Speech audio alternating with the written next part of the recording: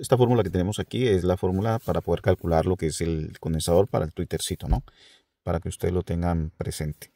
Pero bueno, tomé también unos apuntes. Vamos a quitar esto de aquí para que ustedes tomen nota. Muy importante que tomen nota, ya que esto nos vale mucho, ¿no?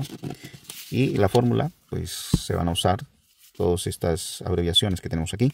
Pero bueno, vamos a tener en cuenta algo, y es que cuando yo voy a conectar un Twitter en un baffle, tengo una instalación y tengo un Twitter de bobina, debo poner un condensador para que este me filtre las frecuencias. Entonces, lo que va a hacer el condensador es que a este parlante le van a llegar frecuencias altas según el cálculo que hayamos hecho. Si yo quiero que me funcione, por ejemplo, este condensador tiene 1 microfaradio, esto lo va a elevar bastante las frecuencias.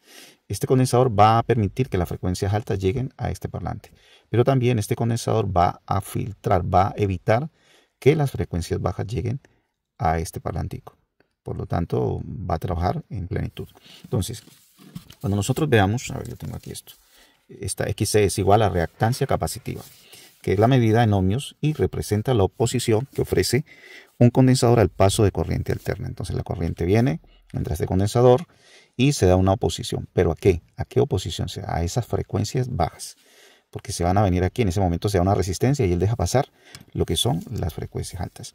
Si encontramos la entonces XC es igual a reactancia capacitiva. La F es la frecuencia, o sea, la velocidad que va a tener ese parlantito, ese cono o esa membrana en X tiempo. Entonces dice la frecuencia medida en hercios, hertz, cantidad de ciclos por segundo de la señal que atraviesa el condensador o capacitor. Esto es condensador o capacitor, para que lo tengan en cuenta. Y la capacitancia medida en faradios, en este caso, nosotros vamos a utilizar lo que es el microfaradio, ¿vale? Lo que pone aquí pone 1.0, UF es microfaradios. Y dice medida en faradios la capacidad del condensador para almacenar carga eléctrica. También vamos a usar el PIC, que es igual a 3.1416, es un número fijo, o el 3,14 o 3.14, no varía, no cambia. Esto lo vamos a encontrar en la fórmula.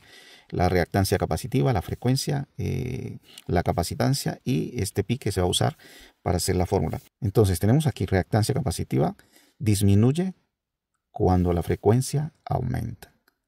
Entonces ahí cuando la frecuencia aumenta, o sea, hay una velocidad impresionante, esa oposición que se da disminuye, ¿no?, a esas frecuencias altas, ellas pasan sin ningún problema.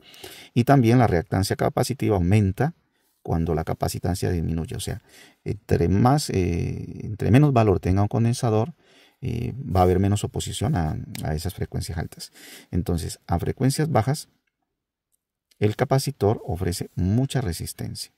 Entonces viene una frecuencia baja, 80, 120, 200, 300, 800 Hz. Entonces ese capacitor va a ofrecer resistencia, no va a dejar pasar esas frecuencias. Va a dejar solamente pasar frecuencias altas.